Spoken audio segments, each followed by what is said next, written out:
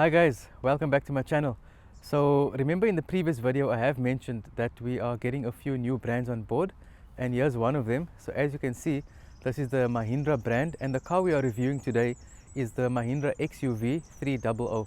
Now very importantly to note about this Mahindra XUV300, it was the first car in Africa to get the 5-star safety rating from the Global New Car Assessment Program. Stay tuned, as later in the video I'll elaborate more about why Mahindra has received this 5-star rating.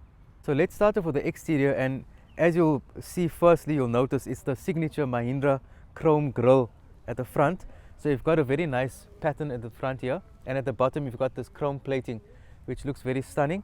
And then you've got the daytime LED running lights.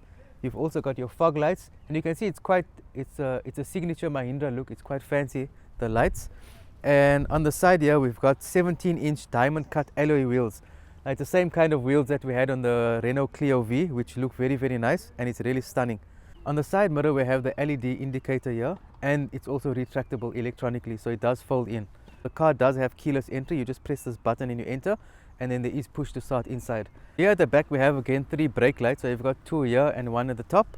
And then as you'll note here, it says the XUV300, and this W8, this is actually the top of the range that we are reviewing at the moment. It's the 1.5 turbo diesel W8 XUV300. Here you can see the reverse camera. Let's open up the boot and see how it is. The boot is a little bit on the small side, but one thing that it does have that's quite nice about the boot, let me show you. If you see inside, there's 2 levels, so you can use the top level over there, and then if you want a deeper load space, you just take this out and then you move it to the bottom. It's actually that easy that I can even do it with one hand. And there we have it.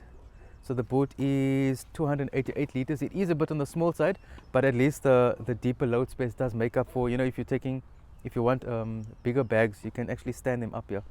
Well, if you take this out, then it'll fit. So that's it for the boot. One thing that is a bit irritating on the car is the closing of the boot. So sometimes I did close the boot now from the top. Sometimes it does close, sometimes it doesn't. But in this case, it didn't close. So you can see, if you do go in the car, it'll show that the boot is still open, and you can see it's still. So what you have to do is you have to open it again, and then close it after about 3 seconds. You have to listen to a clicking sound, because if you open the boot, let me show you. If you open the boot like this and you close it, it's not going to close. So see, you can't do that. So you have to wait a few seconds, and then you close it, and now it's closed. So this part about the boot did irritate me on the first day, but after a while I did get used to it, and now I can hear the clicking sound quite easily, and I do close the boot quite easily. I'm sure if you do buy this car, you would get used to it quite easily.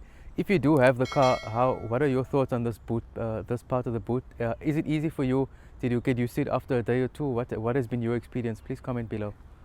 We got floating roof rails on the top and sturdy cladding at the bottom, and this enhances the sporty look of the Mahindra XUV300. Let's have a look inside and see what the interior has to offer. Okay, now that we're in the inside, the first thing you'll notice is the knee room is very good. Look here. I mean, you almost have to stretch to touch the front seat. So that's really good. The headroom, I would say it's average. It's not very bad. It's not exceptionally good, but it's a good headroom. And you can see the seats, they are very comfortable. It's leatherette seats, exceptionally comfortable. And then you've got 2 cup holders in the center. And one of the safety features it does have is you'll see that there's a 3-point harness for the middle passenger. You can see here. And then these all go up quite nicely. The back seats do fold in a 60-40 split if you want to increase your load space. And USB ports at the back. No, there isn't USB ports. They do have, this doesn't seem very user friendly though. It's just good to make irritating sounds like this. My kids were doing that on the first day. So I'm not sure. You can probably put some documents, or I'm not sure exactly. I haven't tried it out, but I'm sure you can use it for something. Yeah, so the bottle holders, and there is quite a nice amount of space here. And then you've got, it feels quite nice. There is leather here as well. You got your electric windows and another space here to put something. And yeah, that is about it for the back. So let's go to the front and see how it feels in there. Okay, now we're in the front. So let's speak about the steering wheel first. It's a leather covered steering wheel, so it feels quite comfortable. It's multifunction, so you've got your volume buttons, the You do have the cruise control, which is controlled from here. And yeah, then you've got, I mean, automatic rain sensing wipers. It's quite easy to put your back wiper on. It's not automatic, but you just push this knob or this lever forward and then your back wiper is on.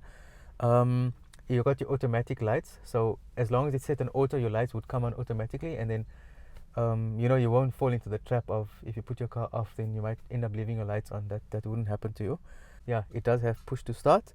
If you look at the infotainment system, it's a very nice wide 9-inch screen. So that is quite nice. It's the clarity is quite good. You can control, you can see your trip A and trip B, the kilometers that you've traveled. You can see who's wearing their seat belts or not.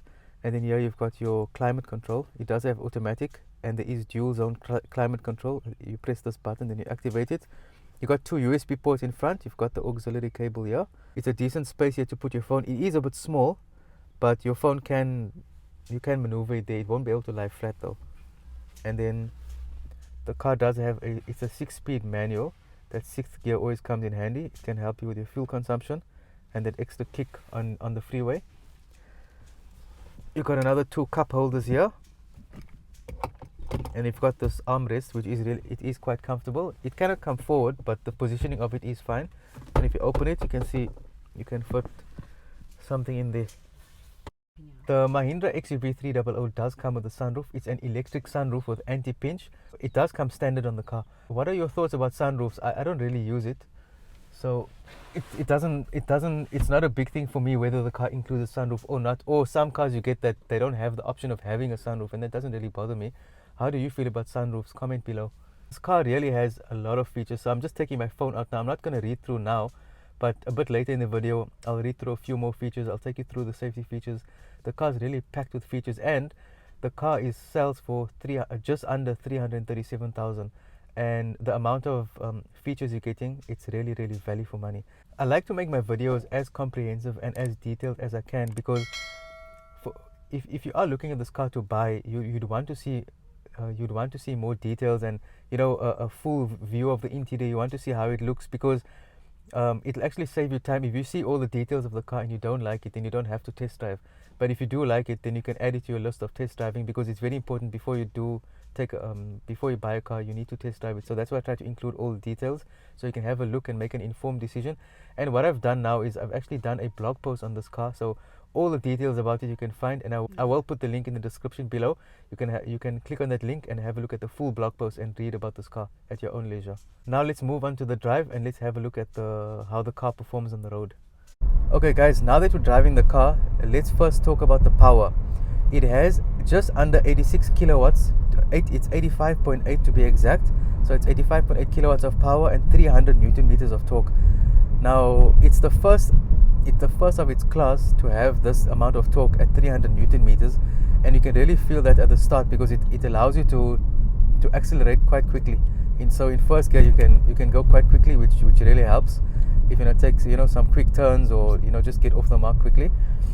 So that does help, and you can feel for a diesel it's actually not that loud. It's I would say it's quiet for a diesel. And camera is ahead.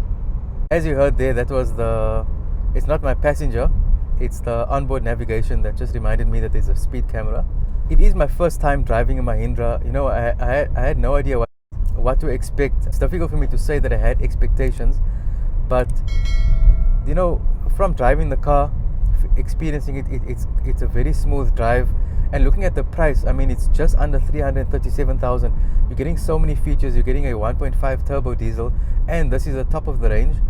The top of the range car for 337,000. What are your thoughts? I think that's quite a good price. If you are in the market for a new car and you're looking for something that you know is going to be reliable, something that's going to be safe for you and your family, it is a family car. It's a SUV.